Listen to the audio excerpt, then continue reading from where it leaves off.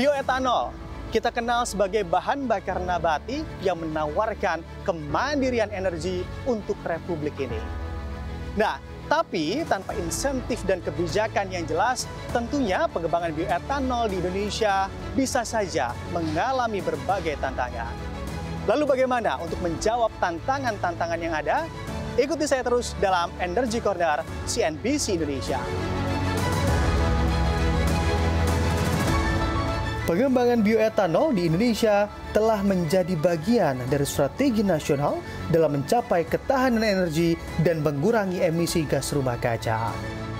Hal ini ditegaskan melalui Peraturan Presiden Nomor 40 Tahun 2023 yang menargetkan percepatan swasembada gula nasional sekaligus pemanfaatan bioetanol sebagai bahan bakar alternatif berbasis nabati.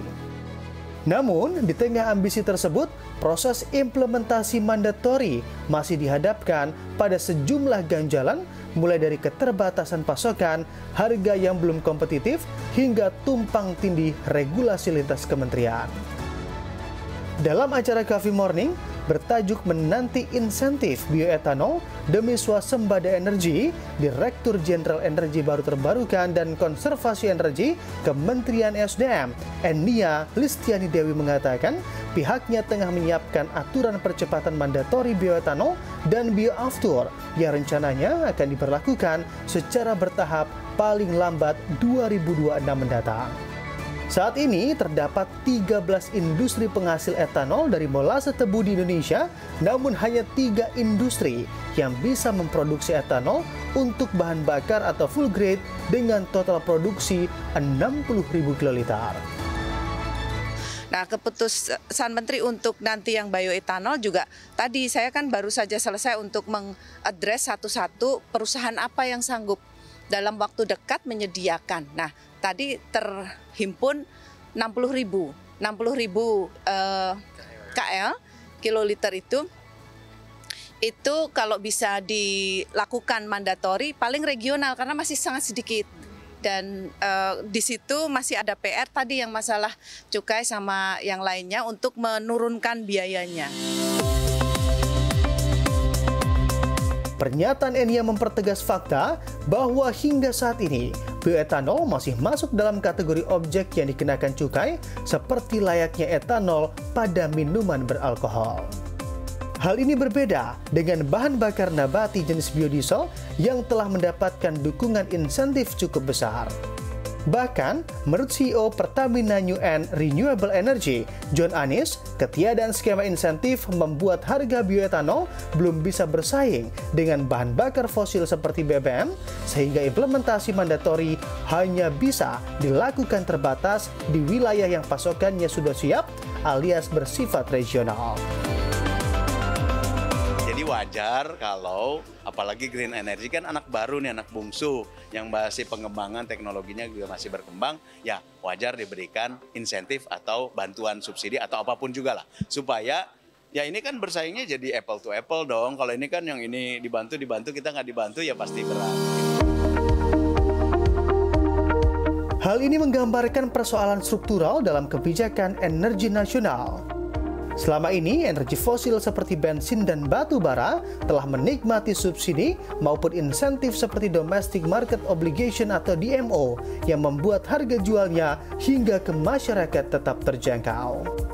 Sebaliknya, energi hijau seperti bioetanol dan sumber energi terbarukan lainnya justru dibiarkan bersaing tanpa insentif sehingga kalah kompetitif di pasar. Tanpa koreksi kebijakan, maka transisi energi akan terhambat karena pelaku industri energi bersih tak memiliki landasan keekonomian yang memadai. Padahal dari sisi bahan baku Indonesia dianugerahi berbagai tanaman yang merupakan sumber etanol seperti tebu, jagung, sorghum, dan lain sebagainya. Untuk tebu kita sekarang punya 520.000 hektar. Dan kita punya potensi sekitar 6 juta hektar lagi tersebar di Sumatera, terutama di Kalimantan, di Maluku, sampai ke Papua sana, untuk kita kembangkan tebu, jagung, sorghum itu berbeda lagi ada juga ya. potensinya. Ya, potensi singkong ada di mana-mana, jagung apalagi. Meskipun memang kita masih kalau jagung kan mungkin untuk industri tertentu kita masih impor gitu ya. Tapi potensi itu ada. Bahkan yang terbaru, Pertamina New and Renewable Energy berencana untuk mengembangkan bioetanol dari aren sebagai substitusi BBM. Menurut John, saat ini terdapat 2 juta hektar lahan aren potensial yang bisa dikembangkan di Indonesia. 1 hektarnya bisa menghasilkan 24.000 liter bioetanol. Dari sisi produksi, PT Sinergi Gula Nusantara, anak usaha PTPN, mampu menaikkan output produksi hingga 30% dalam 2 tahun terakhir. Direktur Utama PT Sinergi Gula Nusantara, Mahmudi, mengatakan saat ini pihaknya mampu menyediakan feedstock secara nasional sebesar 1,6 juta ton dan yang diperuntukkan bagi industri makanan minuman sebesar 600.000 ton. Sehingga masih ada potensi bahan baku sebesar 1 juta ton molasses dari industri gula nasional yang sejatinya bisa memproduksi hingga 250.000 kiloliter bioetanol per tahunnya. Namun, ketidakhadiran dukungan kebijakan fiskal dan perlindungan investasi membuat realisasi kapasitas itu belum optimal. Saya kira selama 2 tahun terakhir ini, kalau kita lihat dari perjalanan Perpres 40 tahun 2023, semuanya tercapai ya.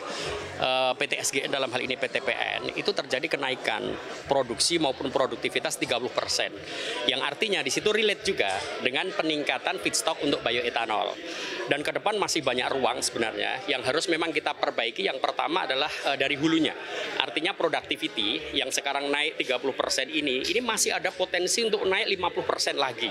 Nah, artinya ini juga akan menguatkan bagaimana industri bioetanol ke depan itu lebih masif lagi. Yang sekarang ini saya kira dengan feedstock yang dimiliki secara nasional mungkin sekitar 1,6 juta. Katakanlah mungkin 600.000 ton ini digunakan untuk mamin, artinya masih ada potensi 1 juta nih. Nah, 1 juta itu kita bisa menghasilkan kurang lebih sekitar 250.000 kiloliter untuk bioetanol. Hanya memang perlu support lah, dalam hal ini adalah regulasi ya terkait dengan cukai, kemudian mungkin terkait dengan penguatan yang lainnya. Di titik inilah pentingnya peran negara sebagai fasilitator, regulator, dan sekaligus akselerator.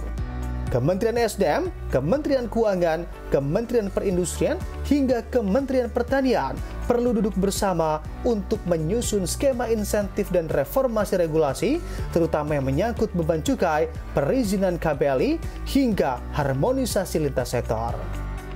Kolaborasi antara pemerintah, BUMN, swasta, dan parlemen menjadi krusial demi menciptakan ekosistem bioenergi yang sehat dan berkelanjutan.